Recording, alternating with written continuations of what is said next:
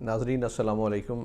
کچھ عرصے سے کچھ غیر ذمہ دار لوگ یہ باتیں پھیلانے کی کوشش کر رہے ہیں کہ جیسے پاکستان میں کوئی سول وار ہو جائے گی، کوئی خونی انقلاب آ جائے گا۔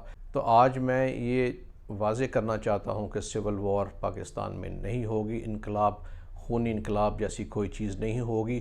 اس کی وجوہات میں بیان کرتا ہوں۔ اب دیکھیے، مجھے آج یہ اس لیے اس پہ یہ کرنا پڑا کہ میں غیر ممالک کی طرف سے بھی دیکھ رہا تھا، جو دشمن ممالک ہیں وہ خوش ہو رہے ہیں کہ شاید یہاں پہ جو انتشار پھیلایا گیا، جو یہاں پہ دھرنا لانگ مارچ، اس سے شاید پاکستان کا تمام سسٹم جیم ہو جائے گا، پاکستان دھڑام سے گر جائے گا اور اس خوش فہمی میں۔ اور بدقسمتی یہ ہے کہ یہاں پہ جو لوگ جن کی سیاسی وابستگیاں ہیں وہ بھی اپنی غیر ذمہ داری کا مظاہرہ کرتے ہوئے خوش ہوتے ہیں۔ جوں کوئی ڈالر بڑھے، آج جیسے ڈالر 203 پہ چلا گیا تو وہ خوش ہو رہے۔ دیکھیں جی، صرف پوائنٹ سکورنگ کے لیے، پولیٹیکل پوائنٹ سکورنگ کے لیے ملک کا خیال نہیں ہے۔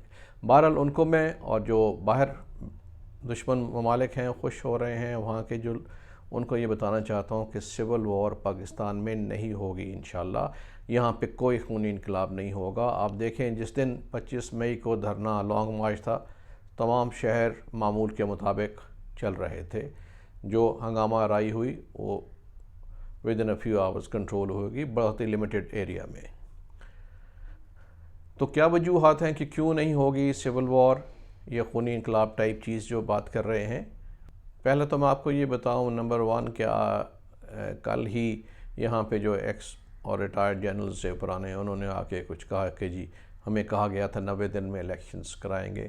اس پہ واضح جواب آ گیا کہ کسی نے 90 دن الیکشن کی کوئی گارنٹی نہیں دی تھی، اور گارنٹی دینا فوج کا یا اسٹیبلشمنٹ کا کام بھی نہیں، یہ جمہوری حکومتیں یہ فیصلے کرتی ہیں۔ تو اس پہ تو بہت کلیئر بات ہو جانی چاہیے۔ دوسری بات یہ ہے کہ وزیر اعظم نے، شہباز شریف نے یہ 2 بار کم از کم یہ کہہ دیا ہے بڑا کلیئرلی، اور باقیوں نے بھی، کہ الیکشنز، انتخابات وقت پہ ہوں گے، جو اگلے سال اگست سپٹمبر میں۔ تو اس سے بھی یہ جو انسرٹینٹی ہے، بے یقینی، یہ ختم ہو جانی چاہیے۔ اس کا مطلب یہ بھی ہے کہ حکومت اپنی جگہ پہ سیٹل ہو رہی ہے۔ تیسری بات یہ کہ جو لانگ مارچ اور دھرنے کا تھا، وہ سارا خلفشار انتشار وہ بھی دم توڑ گیا اور اپنی جگہ پہ لوگ بیٹھ گئے ہیں۔ چوتھی بات یہ ہے کہ بجلی اور پیٹرول کی مہنگائی ایک سیریس ایشو ہے، اس کو سنجیدہ ایشو ہے، جس پہ لوگ پریشان ہیں، لیکن اس کے اوپر احتجاج ان کا حق ہے، لیکن اس کے اوپر بھی کوئی اس طرح کا توڑ پھوڑ یا اس طرح کی چیز کا کوئی امکان یا نہیں ہے۔ لوگ باتوں کو سمجھتے ہیں کہ یہ بات کیوں ہو رہی ہے، مہنگائی کیوں ہو رہی ہے۔ پانچویں بات یہ ہے کہ فوج نے بھی، یا اسٹیبلشمنٹ سمجھ لیں، انہوں نے اعتدال کا مظاہرہ کیا اور ان چیزوں سے جو سیاسی مخاصمت تھی، انتشار، اس سے پرے رہے، لیکن اپنی موجودگی کا احساس بھی دلاتے رہے۔ چھٹا پوائنٹ یہ ہے کہ عدلیہ نے اپنا کردار ادا کرتی رہی، ان پہ انگشت نمائی بھی ہوئی، غلط فیصلے بھی ہو جاتے ہیں، لیکن وہ اپنا رول ادا کرتی رہی اور فیصلوں سے گریز نہیں کیا۔ ساتواں پوائنٹ یہ ہے کہ میڈیا آزاد ہے، جہاں پہ جو خبر آئی اس کو کاؤنٹر کرنے کے لیے بھی لوگ آتے رہے، اور ایک ڈیبیٹ چلتی رہی، کوئی سفوکیشن نہیں تھی، سٹیم جو ہے باہر نکلتی رہی ہے۔ تو میڈیا نے ایک بہت اچھا کردار ادا کیا، اور گورنمنٹ بھی اچھا کردار ادا کر رہی ہے۔ میڈیا جو کہ ادھموا ہوا تھا پچھلے 4-5 سال میں انتقامی کارروائی میں، اس کو اپنے پاؤں پہ کھڑا ہونا شروع ہو گئے ہیں۔ اور اگلا پوائنٹ یہ ہے کہ عمران خان اور ان کی اہلیہ اور ان کے ساتھیوں کے متعلق جو کرپشن کے کیسز اور سکینڈل سامنے آنے شروع ہوئے ہیں، توشہ خانہ سے لے کے یہ انگوٹھی کے ایشو تک، اور بزدار صاحب کی کارستانیوں پہ، اس سے بھی لوگوں کا اعتماد ان سے اٹھ گیا یا اٹھنا شروع ہو گیا ہے۔ اور نہ اس قسم کی سول وار کے نہ ہونے کی ایک اور وجہ بھی یہ ہے کہ اس مہنگائی کے باوجود، انتشار کے باوجود، یہاں پہ ہمارا سوشل سسٹم ماشاءاللہ بڑا اسٹرانگ ہے، لوگ ایک دوسرے کی مدد کرتے ہیں، ایک دوسرے کا سہارا ہے، اس لیے مایوسی نہیں ہے۔ لہٰذا سول وار یا خونی انقلاب سوچنے والوں کو مایوسی ہوگی۔ لیکن یہ بات اپنی جگہ موجود ہے کہ چیلنجز بہت ہائی ہیں، حکومت کو اپنی کارکردگی دکھانی ہوگی. جو فائنانس منسٹر ہیں ان کو یہ خیال کرنا ہوگا کہ جب وہ سخت فیصلہ سنائیں تو اس طرح مت سنائیں جیسے کوئی احسان کر رہے ہیں یا سامنے بھیڑ بکریاں ہیں. معذرت خانہ لہجہ اختیار کریں، لوگوں سے معذرت کریں جیسے کہ گورنمنٹ نے کل کیا بھی ہے.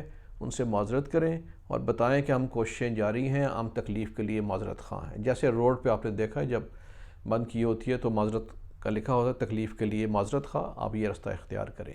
تو معذرت کیجئے اور ساتھ اپنی کوششیں جاری رکھیے اور فوری طور پہ کوشش کریں کہ جو ہی اگلی میٹنگ آ رہی ہے اس مہینے فیٹف کے گرے لسٹ میں پاکستان کو نکالنے کی کوشش کریں اور IMF کے ساتھ ہمارے مذاکرات کامیاب ہوں تو انشاءاللہ یہ جو معاشی بحران ہے اس سے ہم نکلتے جائیں گے. اور جو لوگ پریشان ہیں کہ ملک میں یہ حالات خراب ہو جائیں گے ان کو بے فکر ہو جانا چاہیے کہ اللہ کے فضل سے پاکستان میں ایسی صورتحال نہیں ہے کہ یہاں پہ کوئی آپس میں لڑائی ہوگی یا سول وار ہوگی. جب تک تمام ادارے کام کرتے رہیں، حکومت سنسیئرلی کام کرتی رہے، لوگوں کو احساس ہو اور ادراک ہو تو یہ تمام چیزیں ٹھیک ہو جائیں گی. ایک بات یہ دیکھنے کی کہ یہ ہے کہ آج ہی ڈالر ایک دم بڑھ گیا. پہلے کم ہو رہا تھا 198 پہ جا کے ایک دم 202 اور 204 تک پہنچ گیا ہے، جبکہ اس کے پیچھے کوئی وجہ نہیں ہے. وجہ صرف ایک ہی ہے، افواہ سازی اور بے یقینی. ایک افواہ پھیلا دی گئی کہ یہاں پہ اکنامک ایمرجنسی لگائی جا رہی ہے جبکہ وہ نہیں لگائی جا رہی تھی. تو ان چیزوں کو کنٹرول کیا جائے تو سٹاک اور ڈالر بھی کنٹرول ہونا شروع ہو جائے گا. اور اس افواہ سازی کو روکنے کے لیے کا کام حکومت کے ذمہ ہے کہ وہ ڈیلی آ کے لوگوں کو آگاہی دیتے رہیں، ان کی پریشانی کو دور کرتے رہیں.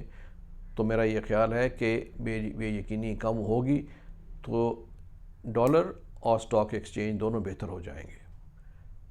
شکریہ.